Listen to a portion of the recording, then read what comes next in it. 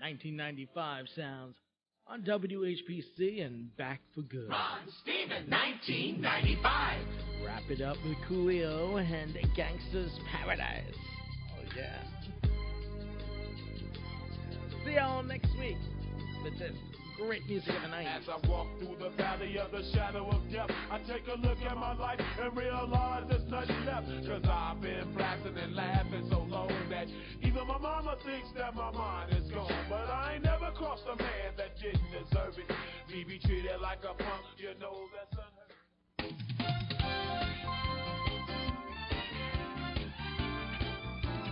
WHPC.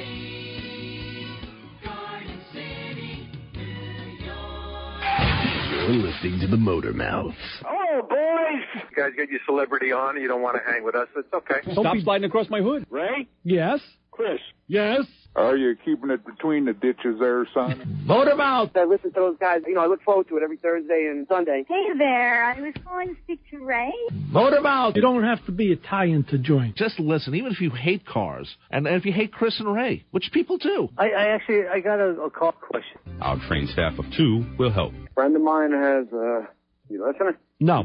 Why don't we call those guys at Motormouth and break their chops? Quite frankly, there are better things to do with your time. All right, Chris, before Ray's head explodes. It's always fun to abuse the callers. The people that own Porsches don't listen to this program. This is also the remote correspondent for Motormouth Radio. Yeah, I want to know what the is wrong with my car. And I was just calling to see if you could give me a little advice. I got my Motormouth t-shirt here. Yeah, it looks really good. No problem. Thanks, Ray. Thanks, Chris. You guys be cool. Motor Mouth! Nobody listens to the show anyway, so what's the difference? And Motormouth Radio will be there as well. I hate cars. I hate people with cars. I'm going home on a horse. You're going to have some sacrifice somewhere if you want to make a repair. Sacrifice was coming and doing this show today. Yeah, it is a sacrifice in a show, right? There you go. Every week. There are answers, sometimes correct ones, and we may have them.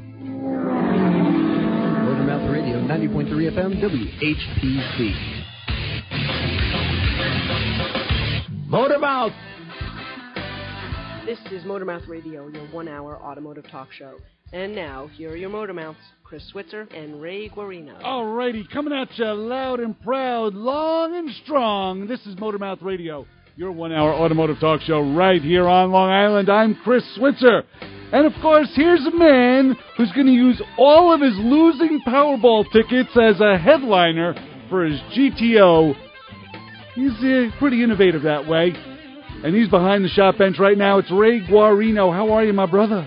Good, Chris. And what I did opt to do is take the Powerballs and weave them into a nice little entity that I can clean my headlights with. Ooh. I'm using that Powerball. You're going to clean the headlight with the Powerball. Yeah. Not the Powerballs. No, just one.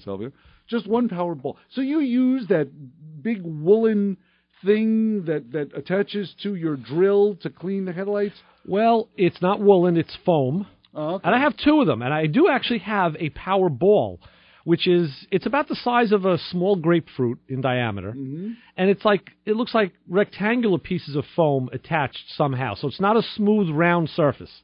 Right. It's like a flapper kind of surface. Okay. And I have another one made by 3M, which I just used last week to great success. And it's more like you'd see in a body shop. They use like the 6 or 8 or 10 inch buffing pads. Mm-hmm. This one is only, I think, 2.5 or 3 inches, and it's got that. It looks like the waffle pattern, like you see on the mattresses in a hospital bed. Or as if you're a slick and exotic radio guy, you call it Sonics. That would be that too, but no one knows what that is. No. Right. We used to have Sonics here in the studio. We did at one time, which has been replaced with this carpeting sort of material that they have on the walls now. You can see it on VaughnLive.tv/MotorMouthRadio. You could also see which finger Ray is holding up. That's right. Gray stuff. Gray stuff. But it works. Exactly. It does work. And also that other foam ball with the hair on it is being used as a keychain, last I heard. Oh, that one, yeah. And so far that's survived. Yeah, I had that. That was my father fix-it moment from a week or so ago. That's right. And if you missed any of that glowing repair, you can check us out on motormouthradio.com. Actually, no. What? If you wanted to hear about that repair, you'd have to go to biztalkradio.com. Oh, it was on Biz Talk Radio? I did it on that show. See, this is what's going to happen. I don't always translate things one show to the other, and I did start to talk about that with you and Joe and got a little sidetracked. And truthfully, I kind of telling the story twice in the same morning just doesn't have the same kind of legs. Or there's not the appeal there. You know what I'm saying? That means we're going to be doing 3 shows. And a lot of things that you and I do, we do it with a little bit of shock value, a little bit of that first time value there. See, I have to instruct you on how to be shocked when you're not really shocked. You know what? With me, it's on my sleeve. You get what you get. That is true. I don't fake it well. That you, on the true. other hand, are a master. Complete hypocrite. No, and that's good because in this line of work and others, like, if you're on TV or an actor, you have to be able to do that. You have to, on cue, be shocked. Me, it'll be like, nah, did it already. Next cut, next scene. So this is what you get with this program. Authenticity, at least half of it, yeah. Behind the shop bench. I'll tell you. I'm full of crap up to that's why my eyes are brown. I'm full of crap right up to here. Right. So people have been asking about the new entity. Of course, I just told you as we were coming up with the music that I talked to our good friend DQ. Yeah. And he called to ask me if I knew about the passing of Ralph Landolfi. Now, I mentioned that right after the show ended on Sunday. Yeah. Again, because I can't keep things straight. Coney Island Ralph. Mm-hmm. Racer for a long time out of Brooklyn, Coney Island, of course. That's how he got the moniker. My turf. He raced under with a lot of different cars. He was known for his Anglia, and I think he ran a Willys early on. Mm-hmm. We've had him on this show. Sure have. Mm-hmm. You can find his picture in the show on motormouthradio.com. Mm-hmm. And he did pass away recently. He was, he had some health problems, as a lot of guys do. That's true. So, Dennis called to ask if I knew, and I told him, yeah. And then we got to talk about what's new, and I told him about the new show, and he says, good. He says, anything I can do, let me know. I said, yeah. Give us money. We need money. How's that? Well, and then I heard that click. What the? Oh, okay. Hello? Cross another one off the list. But anyway. That's for sure. But he's doing well? He is. Good. Very cool. 516-572-7440. You can call us right now. We are a beam of light in the murky indecision of Radioland. That's us. That was another thing. Talk about the irony and the next 2 shows. We did that show Sunday morning, and of course haven't had any phone calls yet. Right. Come in here and there's 8 wall-to-wall calls. I'm cataloging the show, and I'm trying to do other things because like you, I do other things while I'm working. Right. And it's like, I hear you again. Let's go to the phone. It's like, oh damn, not again. I got to get the paper. I got to get the page open on the Word document. Like, geez, with these phone calls, will you stop already? Freaking people. 8 phone calls Sunday. Listen to this. Will you stop already? I know, right? Well, we're going to the phones now, whether Ray likes it or not, and saying hi. You're on with the Motor Mouths. Hey, good morning. Once again, twice in 1 week. Wow. Holy smokes. There's not many things that I do twice in 1 week, Bronk. That's like breathing on my own, taking a bath with a toaster. Usually once a week gets me jump-started. How you doing, Bubba? What's going on? Just taking an early morning, hit the gym, and then go do some work. I'm going to go work on my friend's motorcycle a little bit. He wants to get oil change, fork oil change, nonsense. Check the belt tension, all that nonsense. Nothing special. Mm-hmm. I just got a motorcycle offer this week, Bronk. Oh, cool. A friend of mine in Florida he was from up here. He was a Uniondale guy, and he has a Fat Boy that's modified. And I worked on the bike. I actually had it for about a week or 2 to try and diagnose it. This is going back a number of years. And he's kind of getting tired of it. So he asked me if I wanted to trade, like a straight-up motorcycle trade. And I was like, wow. Your BMW? Yeah. I'm like, At first, I kind of sloughed it off. And then he got me thinking, like, yeah, maybe I do want to trade. I don't know. I'm thinking maybe I will. Wow. Of course, there's a thing between, like, one bike's in Florida, one's in New York, but we'll work it out, Mm-hmm. What year Fat Boy is it? I have the transmission for it in my basement. I think it's a 98. Oh, so that'd be a twin cam on that thing. No, it's an Evo. It is an Evo, so it was the last year of the Evo, because they came out with the twin cams in 98, 99. Right. I wasn't sure if that was Evo or the twin cam. Yeah, it's an Evo. It was a he kind of did it. Here it is, Chris. He put some Samson pipes on it, different wheels, changed the color, put a set of ape hangers on it, put a 6-speed in it, a Baker 6-speed. Oh, very nice. And it's when I rode it, it's a nice riding bike. Mm-hmm. So it looks like a nice street hopper. It is. Yeah. I'm thinking already. Well, I put my FXRP bags on it, put on some mufflers, low mufflers, put on windshield. That's the way to go. Take the apes off. you know. Right, put on regular handlebars and have a good time with it. And it's a nice change. There's another one in the middle there, Chris, if you want to swipe. There's a shot of the back. You put sometimes, it's nice to have a change, have a different ride, different feel.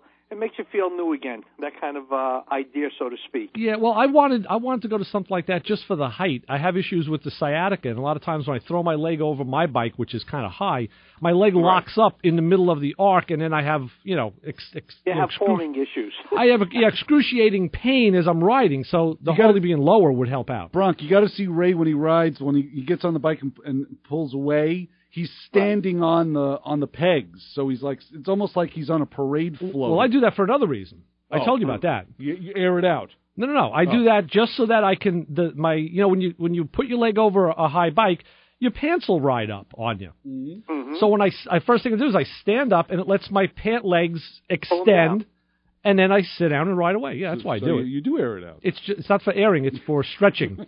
Stretching is the pants purpose. When I'm going long distance, I buy a pair of jeans. Believe it or not, it sounds crazy. One size bigger. And I just wear them for riding. I understand it. It alleviates that problem, alleviates the cramp in the crotch. It doesn't ride up on you. It gives you that extra little bit of room, and it makes the ride so much more comfortable. Just a skosh more room. Right, it gives you more room, but it's just more relaxed on a bike. You don't feel. But Bronk, when you get off the bike, your pants fall down. Oh, well, that's why I wear a belt. I'm not one of these ghetto monkeys that have my underwear up my ass. Well, then. That's not racist. I'm not using that as a racist remark in any shape, manner, or form, because they come in all colors, shapes, and sizes. So much for the family program. The views and opinions of Motormouth Radio are not necessarily the views and opinions of the Bronx. But if you get that bike, they're a lot of fun. And, absolutely. I started riding Harleys. I was always riding Jap bikes from the 60s, especially being in New York. It was a lot easier, and I started with Kawasaki's and used them back and forth to Manhattan to go to school. This way I know when I got back to the bike, the oil was still in the bike. Right, exactly. All the fluids are where you left them. Exactly, right? And the old cliche was, what do you call a Harley that doesn't leak? And the answer was out of oil. Yeah, or stolen. Yeah, somebody else's bike. Yeah. That was another thing. So then in the mid-'90s, I got a Sportster. I came across a Sportster. It needed some work, and I think somebody gave it to me, actually. It was a 95 Sportster. Mm-hmm. And I had the Kawasaki touring bike, the Voyager 12. And then I started riding the Sportster instead of using a touring bike around town. And then the 99 came up, the custom injected that I still have. Believe it or not, I still have my custom injected now. I believe it. Touring bike, FLH. And I love it, I'll tell you. I just absolutely love the new ride, and it makes a big difference on it. And what I did on that one is I lowered the seat. I put the custom Harley seat on, which dropped it about 1 3/4 inches, because I got short legs. I'm one of those little short leg guys, riding a big touring bike. Me too. As hell. That's my problem. Bronk, we're going to hold you for 1 second. We're going to leave you on. We're going to take a break. We're going to take a quick break, and then we're going to come back. We're going to find out more of what's going on with Bronk's bike, or what he did to spruce it up, to keep those short legs happy. Ray Guarino, I'm Chris Switzer. This is Motormouth Radio, and of course the Motormouth Radio Honor Group of the Hour. Passengers that use their seatbelt in the back of a cab. That's right. If you can wrangle that thing, untwist it, and pick off all the old bubble gum and use that for your trip in the city, you're part of the Motormouth Radio Honor Group of the Hour. Keep it where you got it. We'll be talking more with Bronk. Right after this. The Motormouths will be right back with your car questions. Give us a call at 516-572-7440. Whether your car is fast or slow, we're your #1 radio show. Motormouth Radio, baby. Ow. This is Glenn DeMilt. Join me every Tuesday and Saturday afternoon at 5 for 2 big hours of music and memories with the chairman of the board. It's Frank Sinatra on Sinatra Serenade. Each week we'll take you on a musical journey through the career of this entertainment icon. It's all about old Blue Eyes. So listen to Sinatra Serenade on WHPC 90.3, the radio voice of Nassau Community College. Streaming online at ncc.edu/WHPC.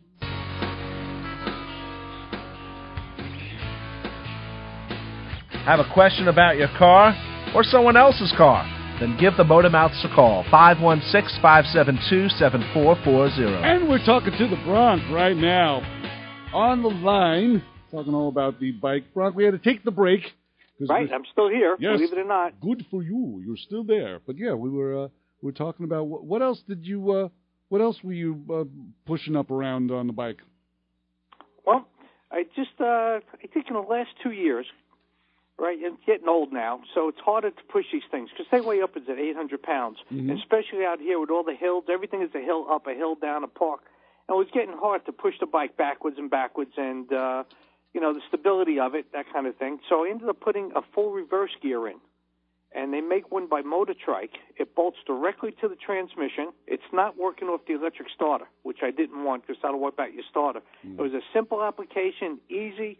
It works off the clutch, works off the throttle. You throw it in gear just like any other stick shift, like the old bikes. It's just a little lever on the side mount on the side of the transmission. You throw it in reverse. It has an automatic lockout that ties into the neutral safety switch. So if you're in neutral, you throw it in reverse, and if inadvertently you go into first gear, it stalls the engine so you don't bust up your training gears. And I'll tell you, what a difference that makes. Yeah, the good fellows over the at older guys, because wife was going, hey, you're getting old. Look at you. You know, you're pushing this age now. You're too old. Go make a trike. And I said, well, I'm not ready for a trike or a wheelchair or a walker yet, so I'm going to stick on two as long as I can stand up. The good fellows over at Baker Transmission also have a similar reverse gear that they put in their transmissions or sell as an addition too. So there's a couple companies out there that are making that, and it's a great addition. Yeah, I looked into quite a few of them because I hang out at my friend's bike shop. He's an accessory bike shop thing there. So I get to meet all the different representatives, and then they have the Street Vibrations out here where they have all the manufacturers of different types of systems, reverse systems gear.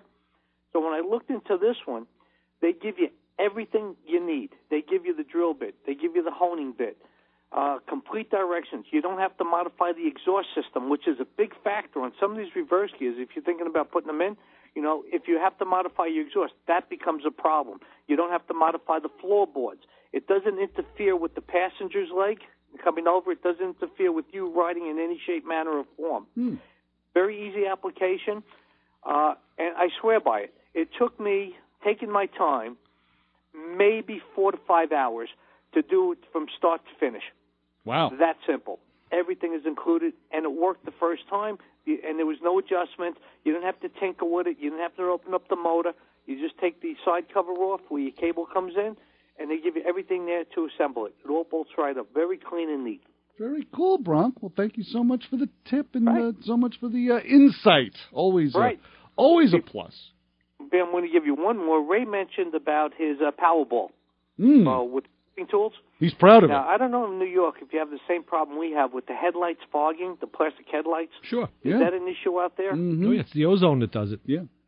It's also the UV. The biggest problem is the UV on the plastic. It causes the plasticizers to come out and fog the headlight casings. You can take that Powerball, you use a very fine polishing compound, and what I use is spray detail wax. So I put the compound on the lens, and I do these things all the time out here because it's a big problem. Put the compound on the lens, spray it with the detailing wax, you buff it, the lens comes up crystal clear. Wow. To protect the lens in future use, use a good UV protectant wax, something like a Meguiar's that has high UV content, and it'll keep the lights from deteriorating and give you twice the longevity before it starts to fog again. The whole job will take you maybe 6 or 8 minutes, and they're charging these kits $20, $30, $40, even if you don't have a Powerball. Just use the buffing pad on your electric drill, or just take your hand out, take your saw, and believe it, this is going to sound funny, right? But it works. Believe it or not, a Kotex pad, it's a soft cotton pad. It makes a great buffing pad. Plus, you can hold the stick to your hand, so if you got hand problems, all right, it won't slide off on you. But it makes a great buffing pad, and it does take the lights right down. And this I learned years ago, believe it or not. I see Chris, he's going to lose it. Don't wait yourself. But it's a good cotton pad, you know, and and they're disposable. Well, thank you, Bronk, for the tip. I use cheesecloth. It works. Yeah, I know. Right. The tip there. Right. All right, guys, I had fun, as always. Thank you, Bronk. Always a pleasure. Soon. All right. Yes, we'll speak to you later. Take care. So long. 516-572-7440 is the phone number. So just when you think you're safe. You know, what Bronk didn't touch on, which I have to mention, is the other bathroom things that you could use on your car? Not a lot of people have the wherewithal or the thought, you know, of how to do this process. And you do need to do it correctly or you could damage the lens. So the 3M kit that I had got, what they give you is a couple of different fine grits of wet, dry sandpaper. And they go through the full instructions of how to sand the lens first. A lot of people don't know how to do that. No. And then use the compound. And, yeah, you could buy either – they give you well, one of them gave me a bottle, one gave me a packet. When you're out of it, you can go to any supply store, any body supply, and buy either Mother's or 3M microfinishing compound, some with a very fine abrasive, not a heavy abrasive. Mm-hmm. That's all that polish is.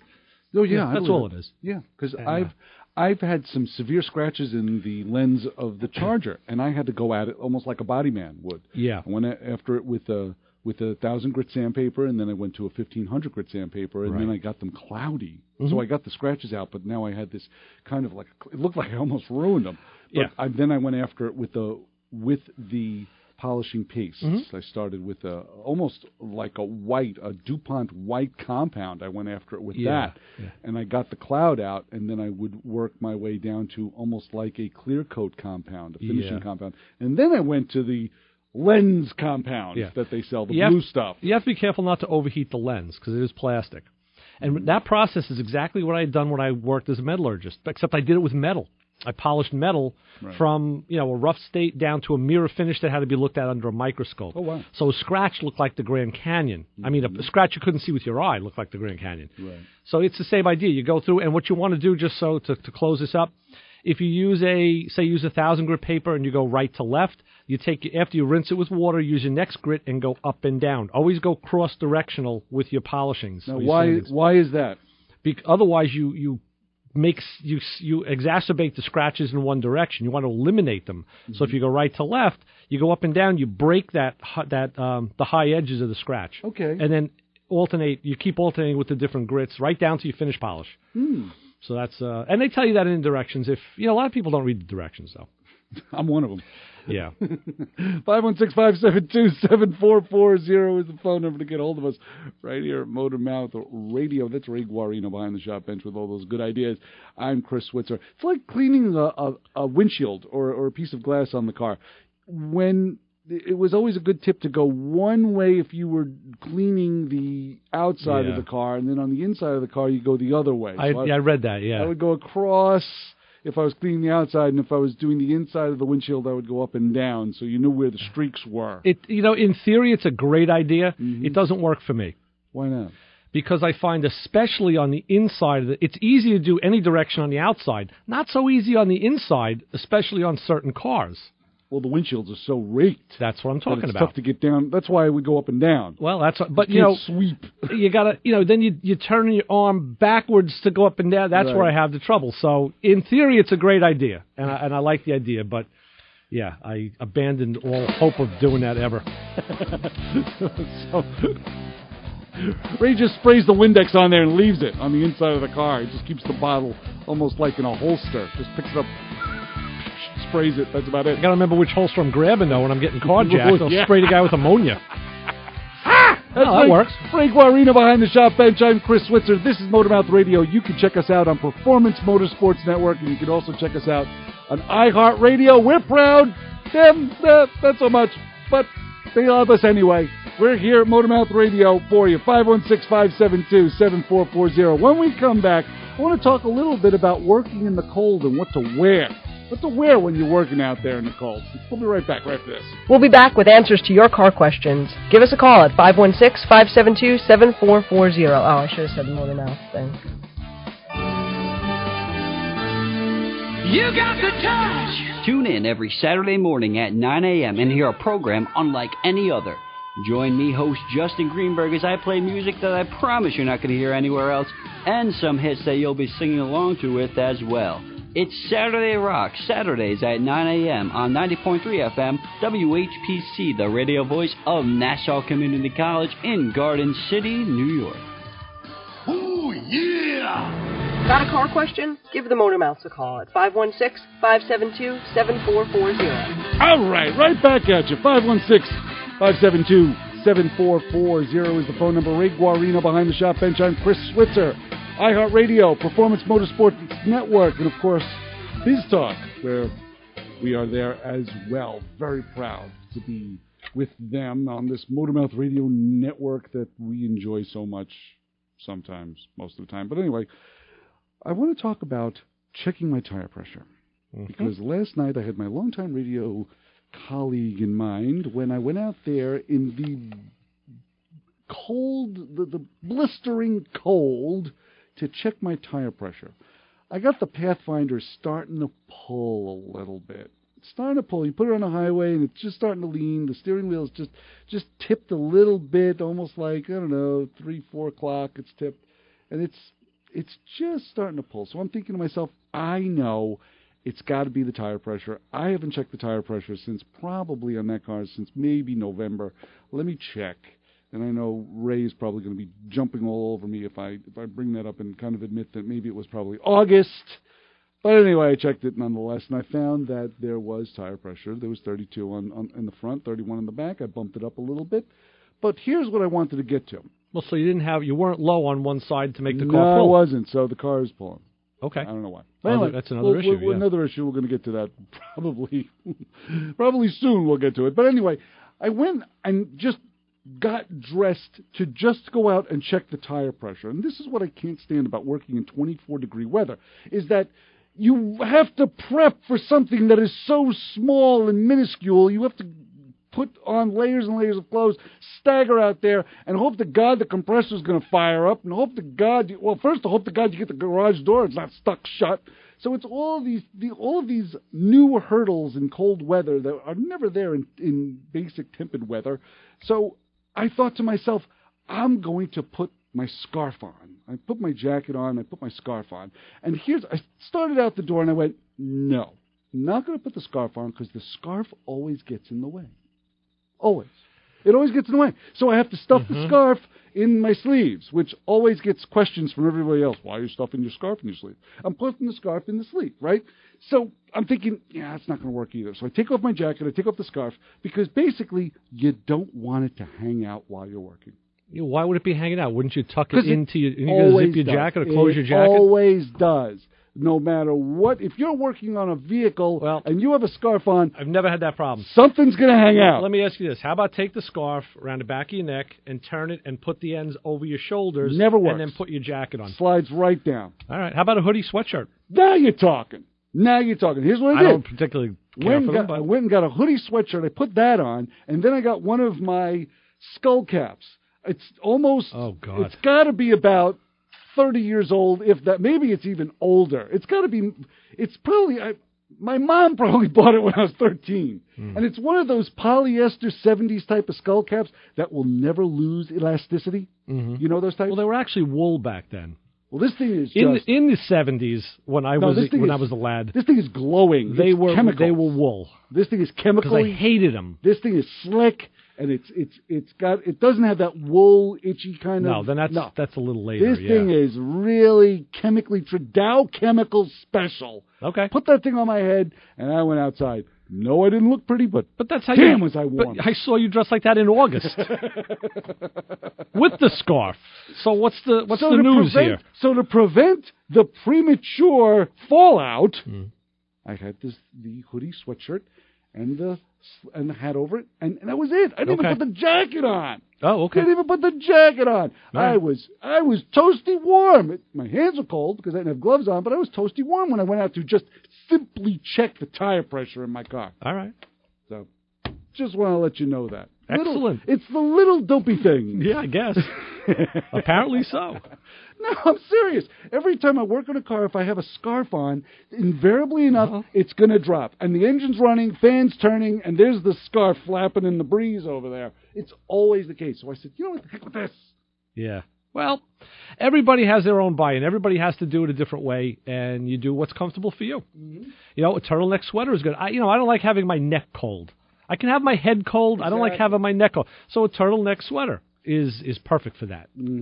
So, yeah, and then, of course, you want to try to avoid doing that kind of work in that weather if you can possibly avoid it. Here's the problem with the turtleneck sweater. For me personally, I don't like anything around my neck. Yeah, let me refrain from that because I don't wear turtleneck sweaters. What I have are cotton shirts.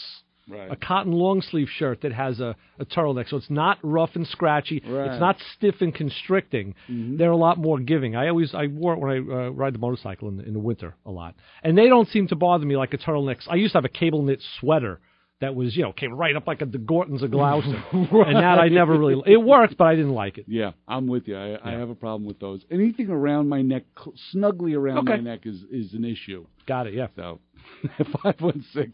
516-572-7440.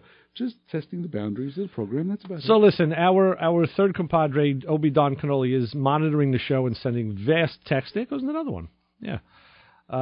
He sent me a website that he likes. Thermals, yes, Joe likes thermals. And like I've talked about, there's performance thermals. I have stuff that I use on the motorcycle. I actually have undergarments that are silk, and silk really keeps the body heat in. What? Yeah, really. We've talked about that many times in the past. Silk. Mm-hmm. I have a pair of. It's an upper and a lower, so it's a shirt, long sleeve shirt that's silk, and the lowers are like just a pair of like thermal underwear, but picture them made out of silk, and they're very thin. You put on a pair of suit pants, you'd never know you had these things on. That's how thin. The motorcyclists, guys used to actually go out and buy a pair of pantyhose that would fit them. They buy the legs that fit them because the nylon, the same idea, against your skin, traps the air and keeps you warm. Wow. So, companies came out with these silk ones. Secrets revealed here. And they work. I'll tell you, because I've been wearing these. I've had this pair for probably 15 years. Mm-hmm. Your silk pajamas. Yeah, well, they're not pajamas. I couldn't sleep in them, no. You could, but I couldn't. And now my wife just bought me a new pair because they have Under Armour is a company. Yeah, the Playboy Mansion is up for sale. If you don't It sure is. Yeah. All except the bedroom. You can go and you can buy it, but you have to leave half the bedroom until the sale goes through. It's a whole big thing. But this Under Armour, well, actually, it does two things, and I have a couple of their garments too. It wicks the heat in the summer, and in the winter keeps the heat in. How do it know? How do it know? Gerard is smiling right now if he listens to that. That's kind of an inside joke. Oh. But and that stuff works too. So again, it's performance clothing, and it all comes out of the sports world. And of course, motorcyclists adopt it because we're out there in the cold and in the heat. So yeah, that kind of stuff, and that gives you the latitude. You don't have a bulky pair of the thermals that I wore back in the 70s. Those things were heavy. I mean, you put a pair of pants over it, you could barely bend down or crouch down. Sure. Now with these thin ones, you don't even know that you have them on. That's how nice it is. So yeah, a lot of good stuff. Very cool. Yeah, the idea is, of course, if you have to work in that weather, I'm getting too old to be working in that weather, that's for sure. All I did was check the tires. Right. I was complaining. Yeah, I know. Just check the tire pressure. So, since I want to make Joe smile, I want to talk about electronic parking brake diagnostics. Oh, boy, okay. We've talked about it in the past. Electronic parking brakes are on a lot of cars now. They automatically engage the parking brake when the transmission shifted into park, and some of them will actually act as a hill holder device to hold the car in a hill. The problem is you need a scan tool to work on these things. You do. Because to change the rear brakes, I told this story a couple of years ago about a Volvo, and the person wanted to change the pads. Said, I worked on my cars for years. I'll get them off. Went to take the calipers off in the rear, could not get the calipers off, muscled them off to the point. Said, they must just be stuck, to where he had like a $1,500, $2,000 service bill at Volvo after the towing bill. Because what happens is, the pads are in a rest position where they're just a few millimeters off the rotor. With the scan tool, you have to command the calipers to open or to relax. Then you can take the caliper off, take the pads out, put the new pads in, put the caliper with pads back on, command the caliper to its whatever the position they call it is, I don't know, which closes it in a bit. That's instead of pushing it in and out with a C-clamp. Right. And then you're good to go. But now let me ask you a question. Is there a motor? Okay, yeah, that's what I'm going to talk about, the system types. Okay, because that's the only way I'm thinking. If it's hydraulic, that's a pretty impressive feat if it's a hydraulic system. The article I read was from importcar.com. It's this month. They say basically right here, there are no shortcuts on YouTube for this. So I got a kick out of that. That's it, I'm out. Yeah. Unapproved methods will set malfunction codes, and the worst case scenario, like the guy with the Volvo, is you could damage the unit. which he did. Now, there's a couple different types. One is there's two ends of the spectrum. Audi VW uses on a number of their platforms starting in 04, used stepper motors in the back on the backing plate. Okay. And that would actuate the piston. Of course, you have to have a scan tool to do that. Sure. Recent platforms from Audi and VW have outfitted the motors with a sensor that can measure the brake pad wear and adjust the pads for the least amount of drag, which is nice. So you talked about adjusting your brakes on the Pathfinder the other week, and you had a method for doing so. Right. There's been different methods over the years, by the way, I'm sure. of what they thought was. I mean, I remember back in high school what they told us. Let's take a quick break. Okay. When we come back, we're going to talk more about basically what's going on with the rear brakes and the parking brake on some of these new cars with these stepper motors and how to get around and actually replace the pads on them. Ray Guarino, I'm Chris Switzer. This is Motormouth Radio. Come on back. We're here. Got a car question? Give the Motormouths a call at 516-572-7440. Do your cars fast or slow? We're your number one radio show. Motormouth Radio, baby. Ow. Tune in to Thunder Road for Heart-stopping, band-dropping, hard-rocking, earth-shocking, booty-shaking, love-making, Viagra-taking, history-making, legendary.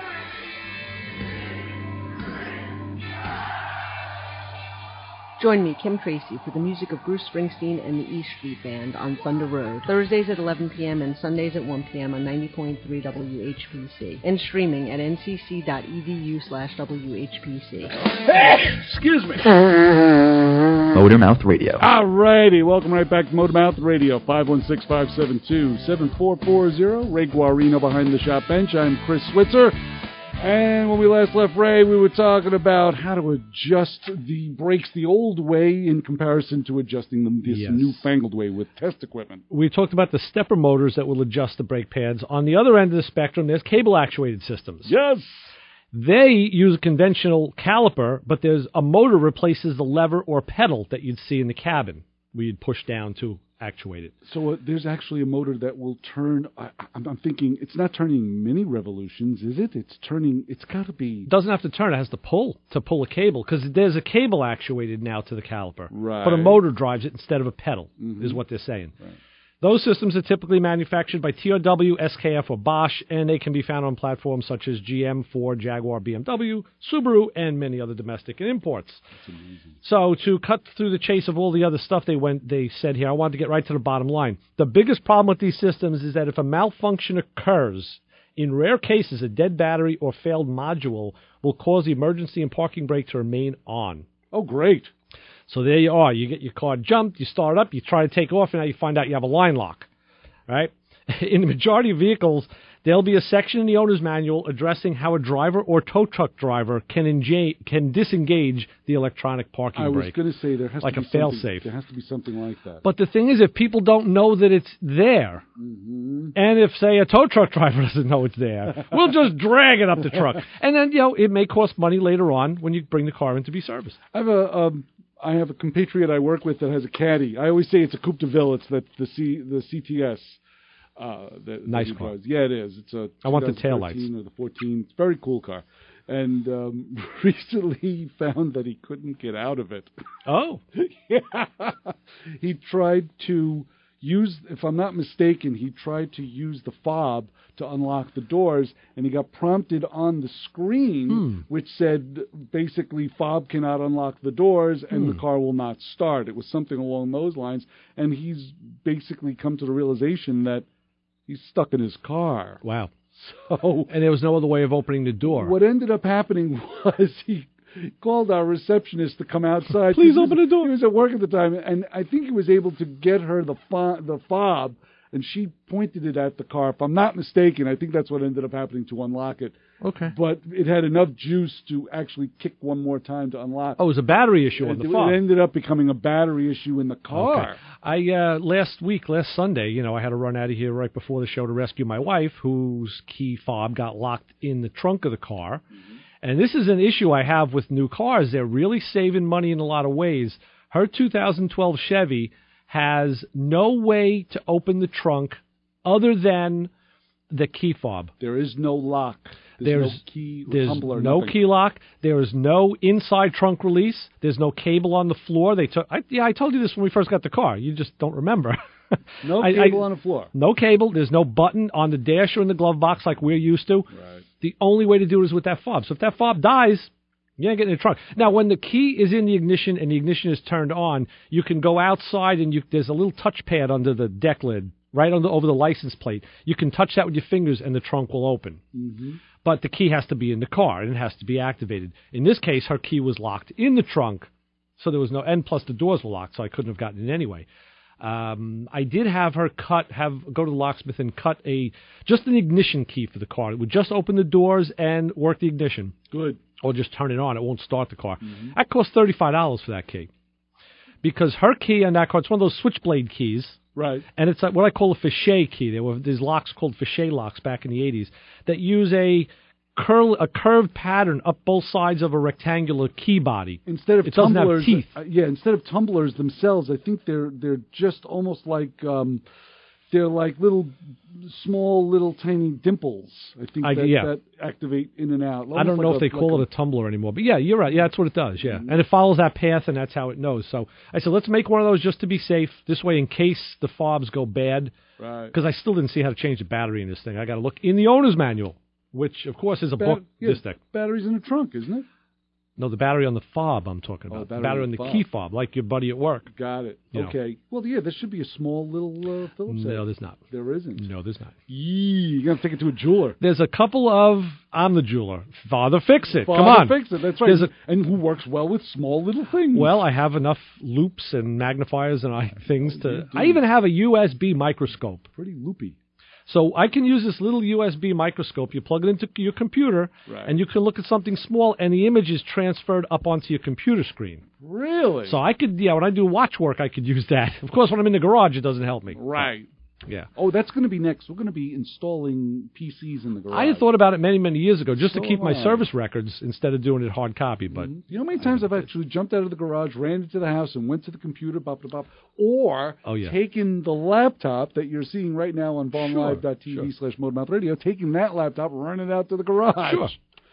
So I think that's going to be the new thing. They're going to be running. Yeah, I was going to do that a long time ago. Cat 5 cable out to your garage. Oh, do it wireless. Mm-hmm. Yeah, or even that. I want to follow up on something, Chris. Last week I talked about this Aeromotive low pressure regulator. Yes. I went and used my computer. I wanted to get some prices because it didn't mention prices in the end. Although there was a big article on this in that magazine I gave you 2 weeks ago that you haven't read. No, I haven't read it. It's still sitting on the floor in my office. Since you'll never get to it, I'm going to tell you.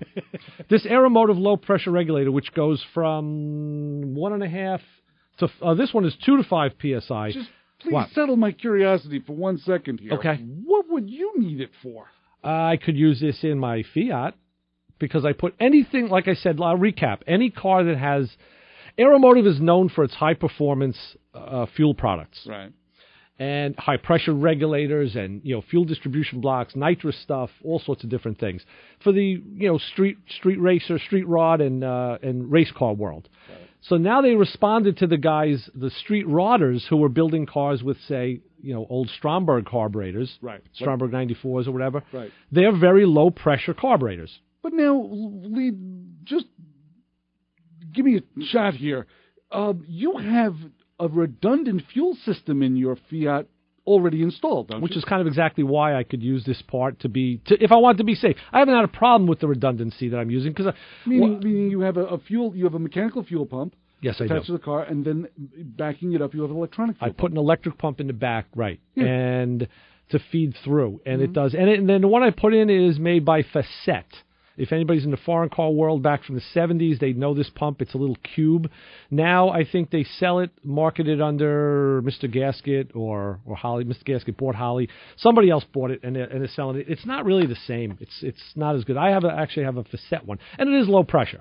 Okay. But if you wanted to use, say, Strombergs or Webers like I use, or Zeniths or SUs like we have, you need low pressure. The problem is you put in a higher pressure and you blow the needles off the seat. Right. The Stromberg, all sorts of problems happen with those old carburetors. Even the new ones, the new reproductions, still need low pressure. Mm-hmm. So I just wanted to get some prices to put an end to the story. Okay. The ultra low pressure one by Aeromotive is $191. That's 1.5 to 5 psi. All right. Nitrous Express sells one for $77.94, but it's 1.5 to 11 psi, a little more range. Aeromotive has another one that's 5 to 12 psi. That's 107. And Holly sells one that's under $100, 4.5 to 9 psi. Now, forgive me for asking a lot of questions here, but are these things electric or are they ran off the cam of? No, they're pressure regulators. So you put fuel pressure in. You know how you adjust air on a compressor? Okay. You don't use a motor. You use a regulator. It's a knob that turns a shaft that moves a diaphragm. Okay. And the diaphragm lets more or less air in. That's how you like on a paint gun. You know, if you were going to use a paint gun, you'd have to go to a certain PSI. Like an HVLP gun is a high pressure, high volume, low pressure. I'm sorry, it's low pressure, high volume, low pressure. And I'm not sure what those guns run at, maybe 10 PSI, maybe even less than 10. And a regular old Binks 97 may run at 30 PSI. So typically, guys would put a little pressure regulator right on the air inlet of their air gun, of the spray gun, and you turn the knob. Usually turn it to decrease, and you bring it back to increase the pressure. Mm-hmm. So this does the same thing, but just with fuel. It's a mechanical device. Okay, because I'm just trying to figure out the way it's run. I know you just explained. It's a diaphragm. Same thing as an air regulator. It's using fuel as a medium. Obviously, you couldn't put fuel in an air regulator because you would destroy it with the fuel. Mm-hmm. And it's made. The inside is neoprene. It's made from materials that will resist fuel and resist ethanol and all that. So that's all it is. It's just a diaphragm that lets you adjust it takes the incoming pressure, whatever it is, and adjusts it. And that's why you see a lot of these that they'll have a gauge right on it, because that's how you know what the outside pressure is. The output is on the gauge. So this thing is obviously adjustable. It's an adjustable pressure regulator, right? So you're getting pressure from a fuel pump in, mm-hmm. and all it's doing is dropping the pressure so it's able to. That's exactly what it's doing. Got it. Okay, now I'm getting it now. So it drops the pressure. So I'm glad you're up to speed. Hey, I'm running the board here. Okay, it's the third time we've done this piece. I thought I'm listening to it. Well, okay. It's one of those things that just get a thought around. Anonymous texter says it's the same thing that powers Bronx Toaster. But anyway, so that's it. So that's the price range. You can buy them, for under $200. And this one is a nice piece. I really like this Aeromotive one because the fit and finish is just gorgeous. And a lot of times guys will hide these. They'll put them someplace, just down by the chassis or whatever. This one you can put right up in plain sight and not be afraid to see it. You're going to use it as a hood ornament, probably. That'd be nice. You could put a couple of things off the side porch. And of course, it's all MPT threads and all that. This one got the 2016 Best Product of the Year from SEMA, by the way. The best product? Yeah. Not only the best fuel product, but the best product. Oh, I'm sorry. It says runner-up. SEMA 2016 Best New Product. Oh, okay. Street Rod and Custom Car. Yeah, so I guess there was another one that was... But that's high praise, because SEMA is the home of that stuff. Sure is. I'm looking at the picture of it. Does that really have that white filament tape around the adjuster? Am I seeing that correctly? That's what it looks like to me. It looks like Teflon tape, yeah. Teflon tape, yeah. Now, yes. Last I heard... And, of course, Joe is reminding us the fuel injection systems have used them for years. Of course they have. Even throttle bodies had a fuel pressure regulator. You have to have a regulated flow of fuel with carburetors. Huh? There's Teflon tape on it. Yeah.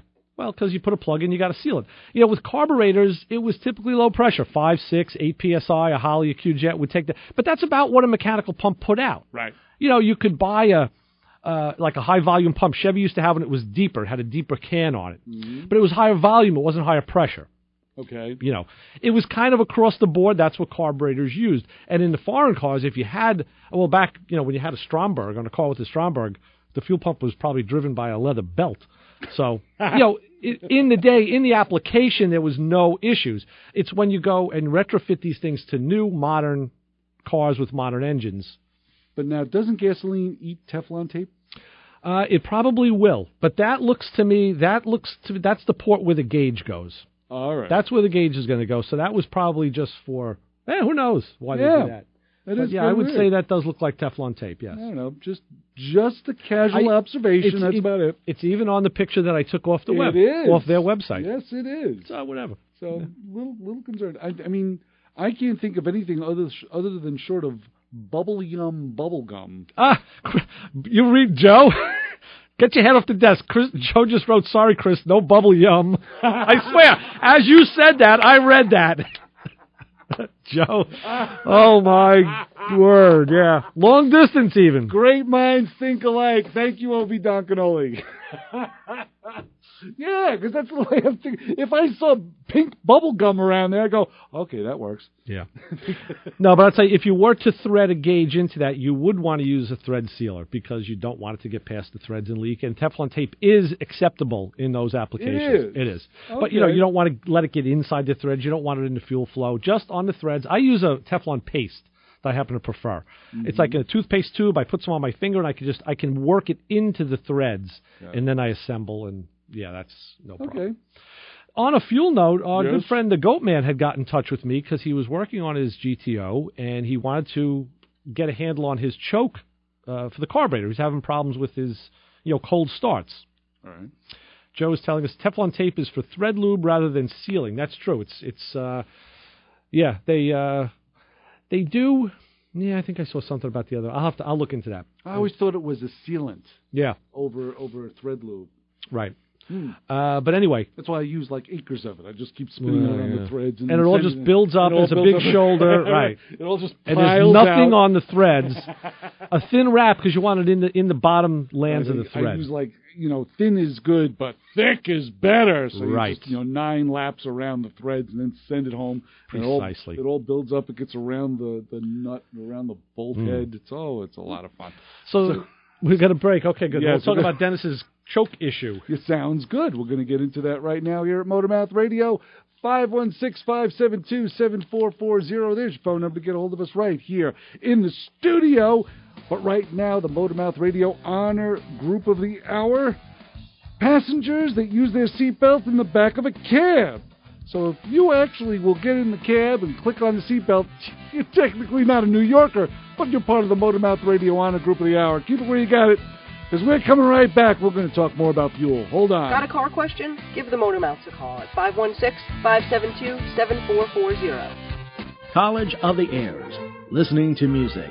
A basic concept of music is not a typical music theory, music history, or music appreciation course. It's a course aimed at listeners without formal musical training to help them gain greater enjoyment and understanding forms of music. So listen to Listening to Music on 90.3 WHPC, the voice of Nassau Community College. Listening to Music, College of the Air, Music 100, Mondays and Fridays at 2 a.m., Tuesdays at 2:30 p.m. on 90.3 WHPC. Your car not running right? Let the Motormouths help you out at 516-572-7440. That's the number to get a hold of us right here in the studio. And you can also watch us on vaughnlive.tv/MotormouthRadio. Hi, Mom. There's Ray Guarino. I'm Chris Switzer. And when we last left, we were talking about the Goat Man. Ooh, yeah, Dennis threw out a fuel problem. issues. His GTO has a 400 engine in it he has a Holley replacement 4-barrel carburetor on it. And he's always had trouble with the choke. He said he had a manual choke on the car. Now, the old manual choke was the round canister type with the spring in it? Or no. Did you have that? No. No. Okay. That was either a stove choke or a version of a divorce choke. Stove choke. That sat on the intake manifold. It was just this little box that sat there and had an arm coming out of it. But there was a spring in there too, right? You're half correct. Technically, yes, that's the mechanics of it. That was called a divorced choke. Divorced choke. Because I guess it was divorced from the carburetor. It was off the carburetor. The stove choke took hot air from the exhaust manifold up to the choke. Okay? Now, another type of choke that's not on American cars that I know of is on my Fiat, and it's a water choke.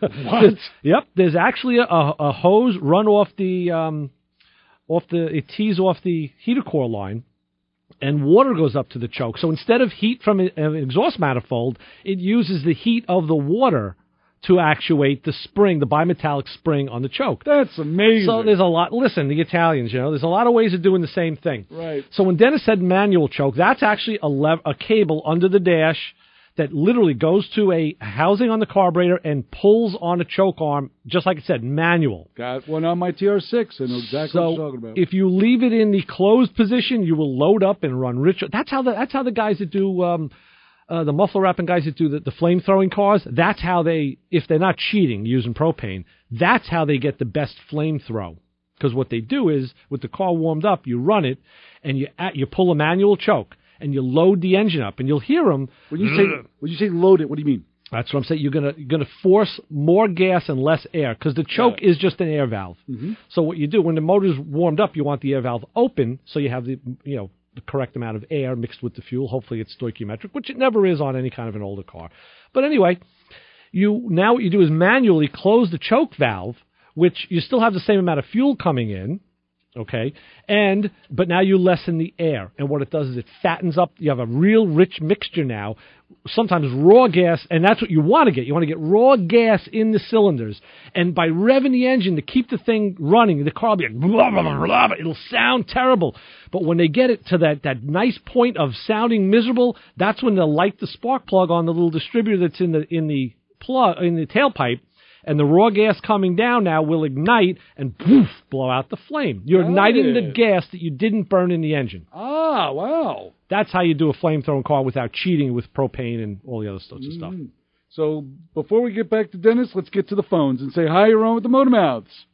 Chris and Ray, what's happening, guys? What's up, Bob? How are you, bro? Good. I was just on your website, and because I was looking for Vaughn streaming. Yes. And I noticed that Dina had won the 2015 Pro Mod World Championship, and I honestly didn't know that before we elected her Bob, as Motormouth Person of the Year. That was kind of one of the reasons we felt that led to her election was because she won. Yes. I was strictly on her visits to your studio. Well, I'm not going to tell her then because she thought that it was, had something to do with the trophy. So. Well, she brought the trophy into the studio, and we have it on. That's what he saw. Right. Yeah. That's what. I'm just looking at it now. Yeah. I wouldn't let that influence me. We thought it did. I'm a fair individual. It was strictly on a level playing field. Yes. So she has walked the walk. She's really been recognized by her contemporaries. Absolutely. Very much so. Very much on a national level. Yeah. She knows her stuff, big time. Well, what's that all about? It's full throttle. Well, she's a pro. She's a pro racer. Yeah. Yes. No, I got that end. Yeah. At that end. Lastly, I'm not too pleased about the Honda Civic getting Automobile of the Year. Yes, it did. I saw that in the paper yesterday. Not pleased. Why not? Well, it's been redesigned. It's, it still looks like an armadillo. It's kind of got about the size of a 49 Mercury, but it's not a bad car. Well, I want to run this by you real quick because I know you're getting off. This week I'll receive my magazines. I don't read the magazines online until after I read the paper, the actual paper articles. So Honda has 3 major retools in 3 years. One was life cycle. One was a bad review for the vehicle. Wow. And then this year, they dump a boatload of money into the vehicle. Now, that being said, they spend the money at any cost to retool the vehicle, whereas others get one shot to do the retool. And I don't think it's fair. Oh, let me ask you this. I think it's very proactive of the company to do that, in fact, when everybody's counting pennies. But if what they did was put out a product that the consumers wanted at a price point that is affordable, have they not achieved the goal? Absolutely, but that's not a level playing field, and I've always been that way. At what cost? I truly admire what they did, and I think it's outstanding that they make that effort. Mazda made one effort on a retool, and so did the other manufacturers. Honda had 3 shots in 3.5 years. Well, the other manufacturers could have done the same. They could have thrown more money at it. They had the same opportunity. They chose not to take it. All right. You see how I'm trying to be fair? I do.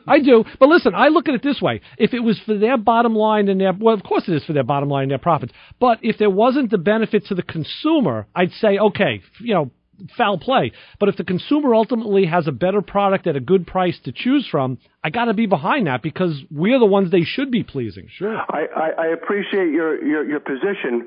My argument still stands is that at what cost and at what expense, I'm glad they addressed it. It just, they wouldn't take failure as a no, whereas Mazda said, you know what, let's build this vehicle correctly. They did. The price point was perfect. We'll see what the magazine editorials take us, guys. I think it all goes back to World War II, Bob. You know, it's like they wouldn't lay down. We bombed the crap.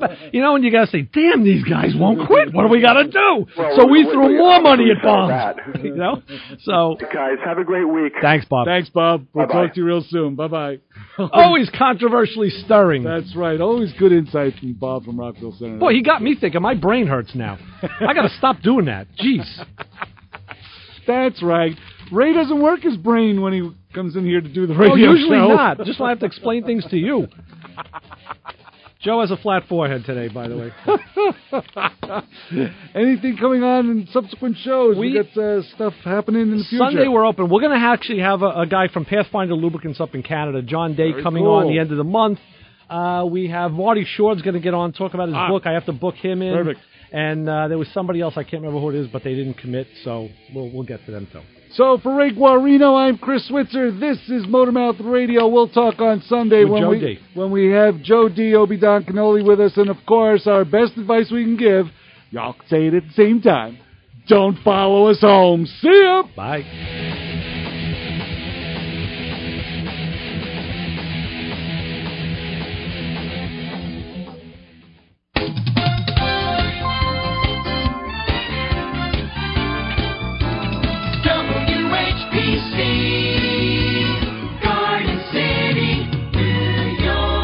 From a town near Oyster Bay, Long Island, comes the show devoted to the music of Long Island's own Billy Joel.